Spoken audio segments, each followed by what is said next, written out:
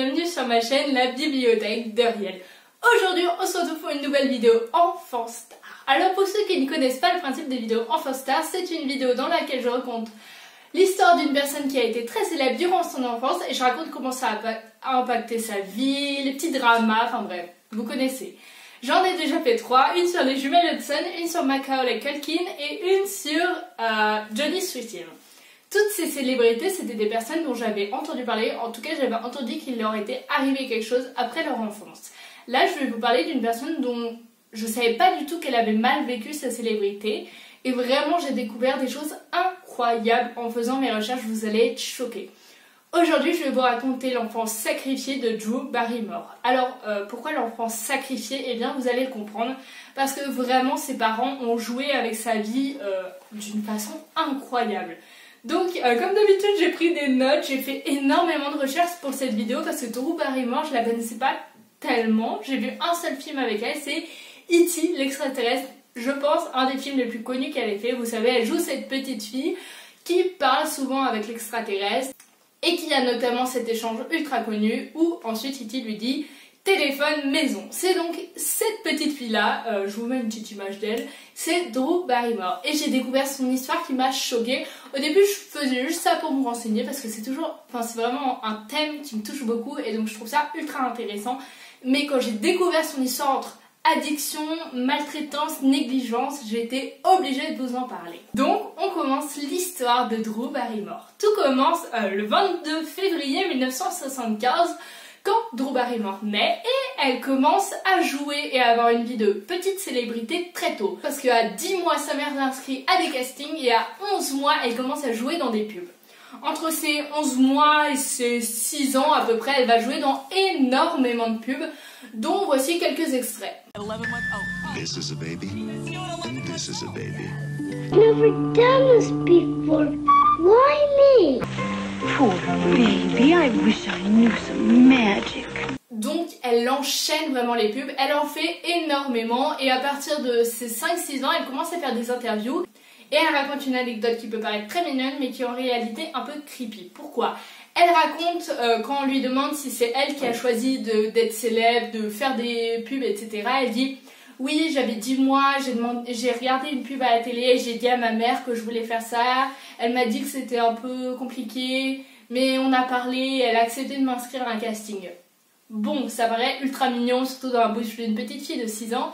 Mais si on y réfléchit bien, à 10 mois, c'est pas possible de faire une demande comme ça. Déjà à 10 mois, enfin je crois que les bébés ça commence pas à parler à 10 mois. Et puis même si ça commence à parler, ça sait dire des trucs genre haha maman et tout. Ça se fait pas dire maman peux-tu m'inscrire à un casting s'il te plaît. Donc on voit tout de suite que la petite fille, en fait on lui a fait répéter une anecdote un petit peu mignonne pour passer outre le fait qu'au final c'était pas elle vraiment qui avait envie de tourner. Donc bon, déjà ça c'est un peu bizarre, mais on peut se dire peut-être que ses parents l'ont inscrit à des castings pour lui faire un peu d'argent pour ses études, peut-être qu'eux ils ont pas beaucoup d'argent, ils ont envie de lui construire un beau futur. Enfin bref, il y a plein de raisons pour lesquelles des tas d'enfants font des pubs de nos jours et la plupart vont très bien. Mais on va voir que l'histoire de Drew Barrymore, ce n'est pas ça, sinon cette vidéo serait déjà terminée. Donc à 11 ans, elle commence à tourner dans les pubs, on fait quand même un certain nombre. Et en 1978, elle joue dans son premier téléfilm. Donc entre 1978 et 1980, donc entre ses 3 et 5 ans, elle joue dans 2 téléfilms et un film. Donc en 3 ans, elle joue dans 3 productions. On peut se dire que c'est quand même beaucoup pour une enfant de cet âge. Mais bon, voilà, on peut pas non plus inculquer ses parents juste parce qu'ils lui ont fait jouer dans un film par an. C'est pas non plus incroyable comme charge de travail, ça commence à être beaucoup. On peut commencer à se dire, peut-être qu'il y a un problème et ça va se confirmer les années suivantes. En 1981, elle décroche le rôle dans le fameux film E.T. l'extraterrestre dans lequel elle va jouer Gertie ou Gertie, je sais pas comment on dit en français. Mais bref, donc elle décroche le rôle en 1981 à un casting où le directeur de casting aime beaucoup son intelligence parce que à ce moment-là, Drew Barrymore c'est une petite fille qui est assez intelligente, assez pétillante. Et en 1982, le film E.T. l'extraterrestre sort donc après à peu près un an de tournage, de post-production, enfin comme d'habitude. Et elle devient ultra célèbre à l'âge de seulement 7 ans. Biscuit. Banjo. Et B pour la balle, baseball. La Oh, tu as dit B? B. Tu as dit B? Bravo!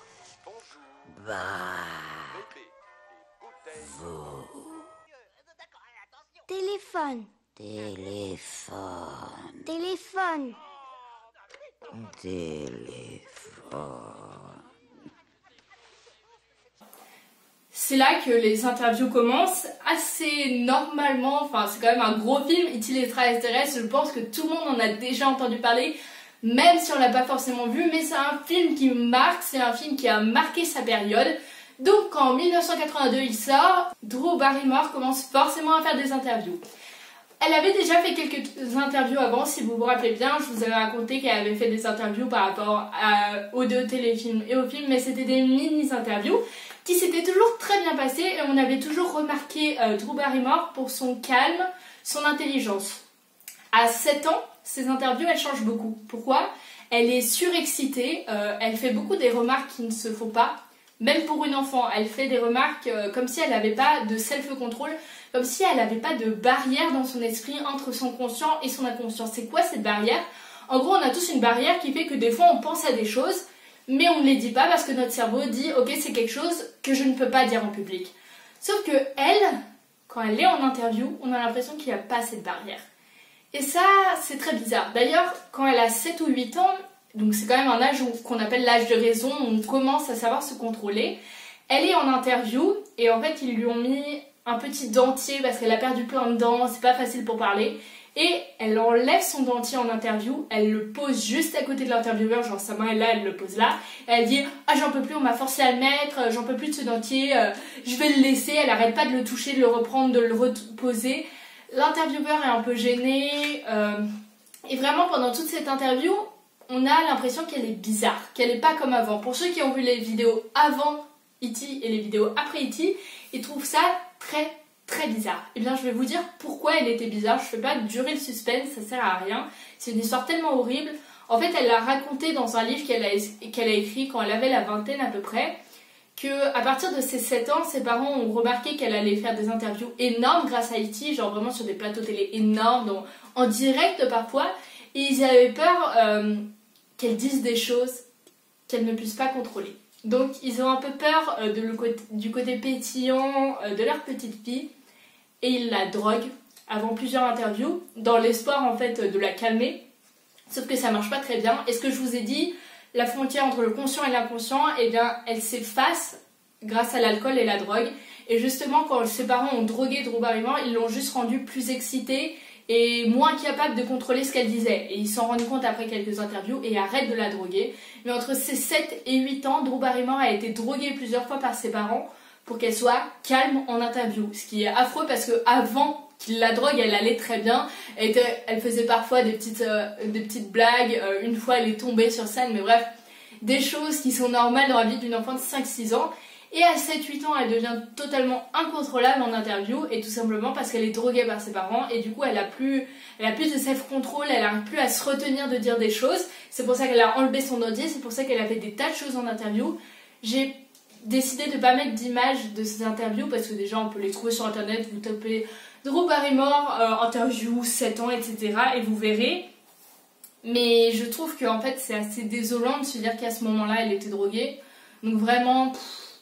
je vais vous en mettre un mini extrait mais vraiment tout petit et je vous montre pas le pire parce que si vous voulez la voir dans cet état, eh bien allez chercher les vidéos. Mais c'est tellement désolant de se dire que ses parents lui ont donné de la drogue alors qu'elle avait 7 ans, donc vraiment quelques extraits mais pas beaucoup. You look very nice. Yeah. Yeah. My mom would kill me if I left him here. Your mother would kill you. Yeah, she was about to when I lost him the other day. Yeah. I was sweating. I need...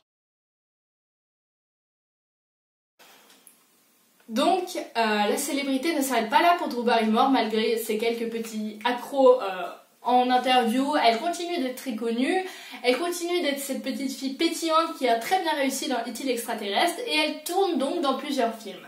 À partir de ses 8-9 ans, elle est invitée dans beaucoup de soirées à Hollywood parce qu'elle est cette petite fille toute mignonne que tout le monde veut avoir dans des soirées à Hollywood et c'est les enfants acteurs, ça attire, bref, voilà. En soi, c'est pas si grave, mais elle enchaîne vraiment les soirées et très vite, ses parents en ont un peu marre de ces soirées à Hollywood et ils laissent Drew Barrymore plusieurs fois, enfin presque tout le temps, toute seule en soirée. Ils disent ouais bah elle a 9 ans, elle fait sa vie de son côté en soirée, nous on fait notre vie de notre autre côté. Et c'est ainsi qu'à 9 ans, Drew Barrymore commence à boire de l'alcool, en grande quantité quoi, elle trempe pas ses lèvres dans une flûte de champagne. Et en plus les adultes, souvent alcoolisés dans les soirées à Hollywood, lui disent de boire parce qu'après elle est toute rigolote, donc ça les fait rire, ça anime la soirée. Donc Drew Barrymore commence à boire de l'alcool à 9 ans, mais c'est pas tout, bien sûr elle fume aussi des cigarettes parce que tout le monde fume dans ces soirées. Donc on a des photos de Drew Barrymore à 8 ou 9 ans qui est sous alcool ou qui est en train de fumer. Voici quelques photos.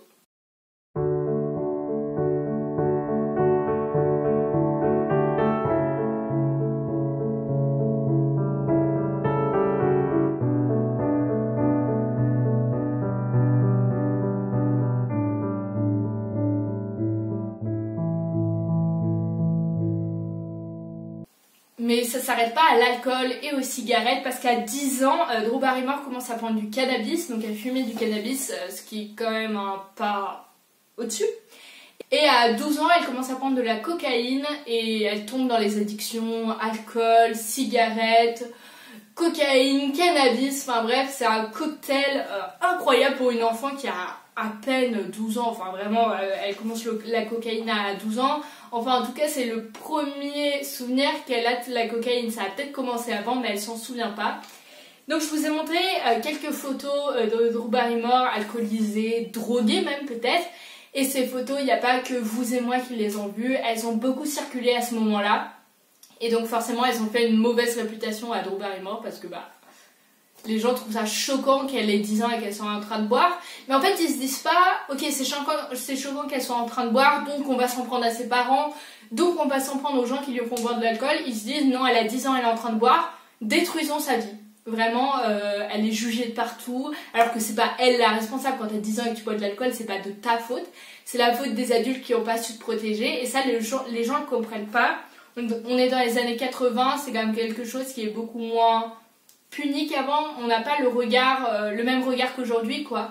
On se dit pas, ok, si elle boit de l'alcool, c'est pas de sa faute. Non, on se dit, c'est une petite fille qui sait pas se contenir, c'est une petite fille qui n'est pas sage. Donc ça va pas du tout.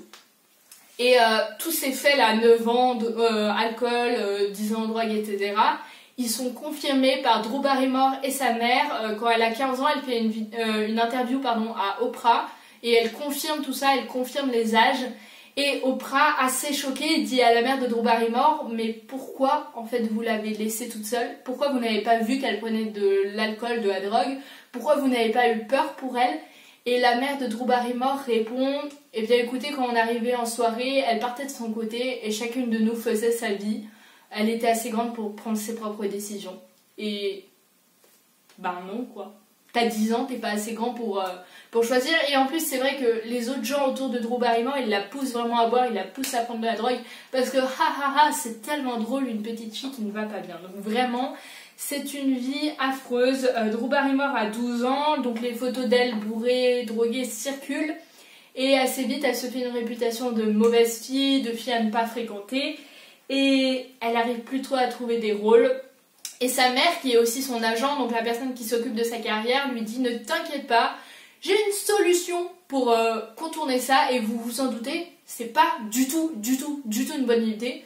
Sa mère décide, quand Drew Barrymore a 13 ans, de lui faire des photos osées, en pensant que ça relancera sa carrière.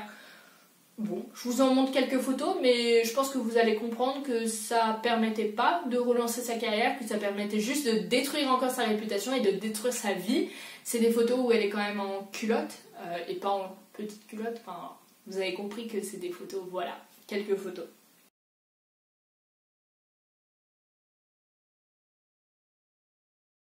Donc à 13 ans, Drew Barrymore, elle a déjà une vie affreuse, elle est complètement détruite et elle entre en cure de désintoxication contre toute cette drogue, tout cet alcool, toutes ces cigarettes, toutes ces nuits de soirée à Hollywood. Bref, sa vie ne peut pas aller moins bien, elle ressort de cure quelques mois plus tard. Et à 14 ans, malheureusement, elle tente de s'enlever la vie, elle fait une tentative de suicide. Et là, c'est le point où elle se dit vraiment, c'est aller trop loin. Elle attaque ses parents en justice et à 15 ans, elle obtient son émancipation.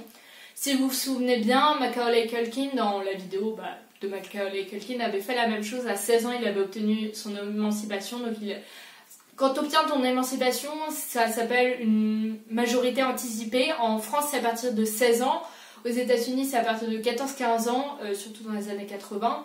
Et donc à partir de ce moment-là, c'est toi qui as le contrôle de ta fortune. Tu as le droit de vivre seul.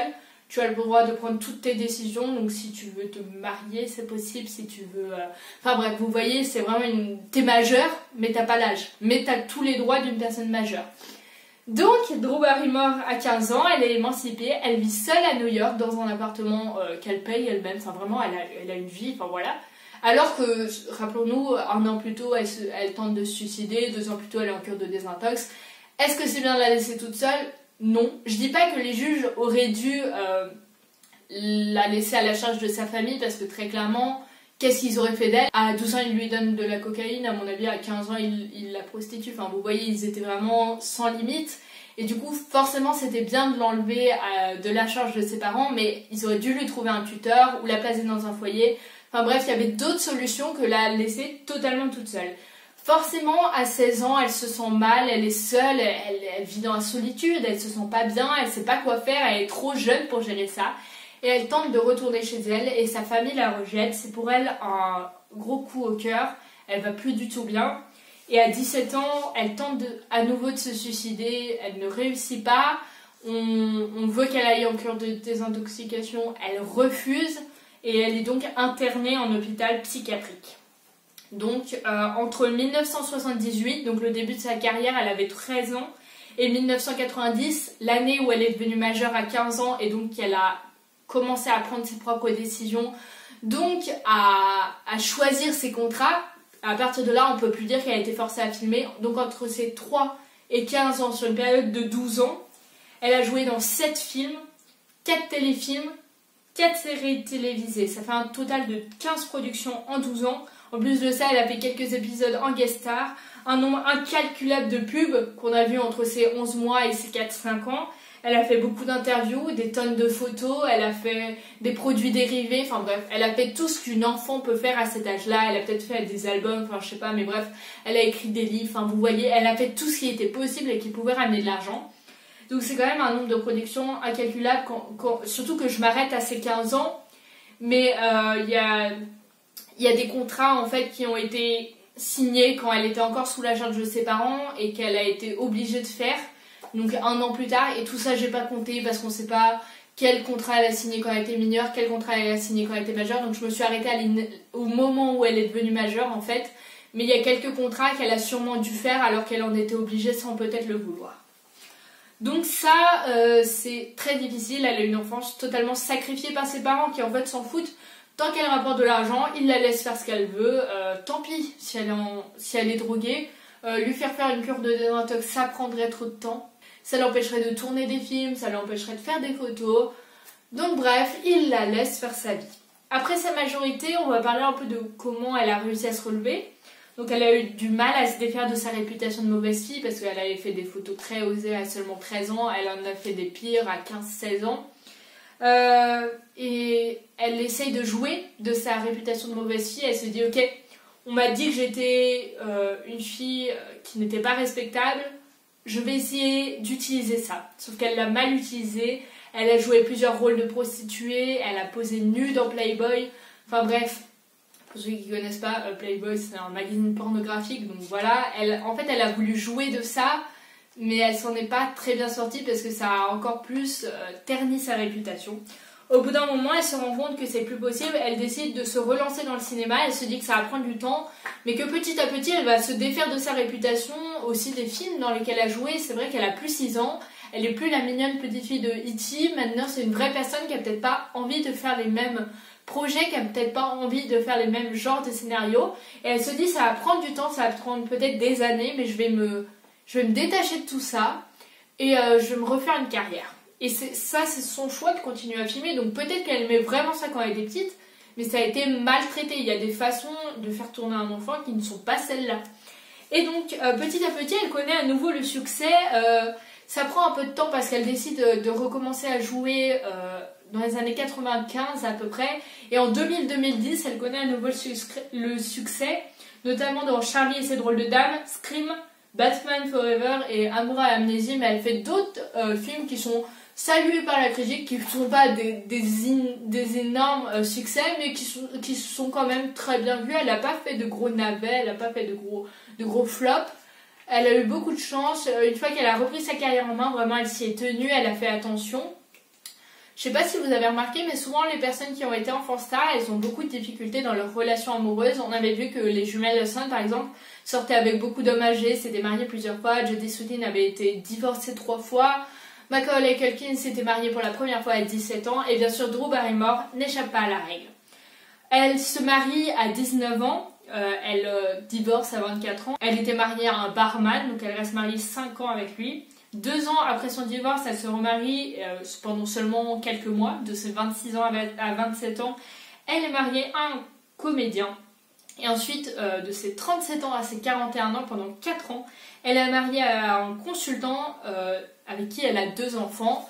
Et le consultant, ils ont donné une raison très bizarre de pourquoi ils avaient divorcé. À mon avis, il y avait une autre raison derrière qu'ils n'ont pas voulu donner à la presse. Parce qu'en gros, quand on l'a interrogée sur pourquoi elle avait divorcé de son 3e mari, elle a dit que c'est parce que elle voulait vivre à New York et son mari voulait vivre à Los Angeles.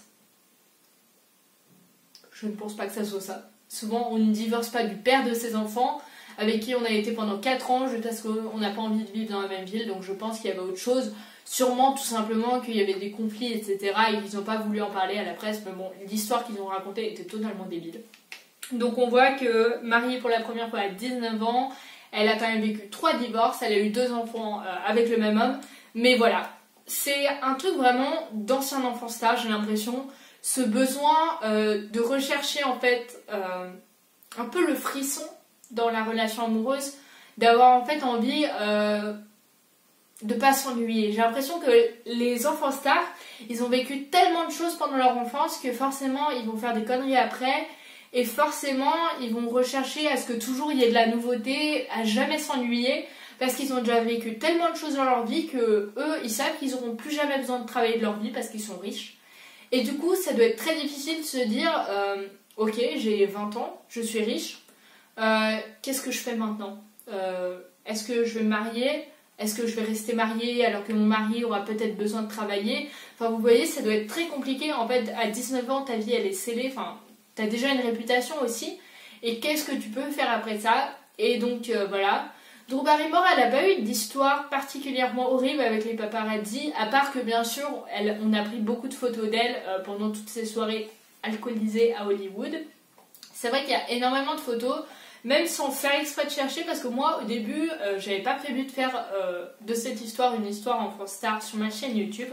Je me suis renseignée plus par plaisir parce que c'est vraiment un thème qui me touche et j'ai cherché Drew Barrymore sur Ecosia, enfin bref sur Google et juste j'ai cherché ça, j'ai trouvé des photos d'elle enfant avec un paquet de cigarettes à la main, des photos d'elle bourrée, des photos d'elle en tenue un peu osée, donc je me suis dit ok, il y a une histoire derrière, c'est sûr.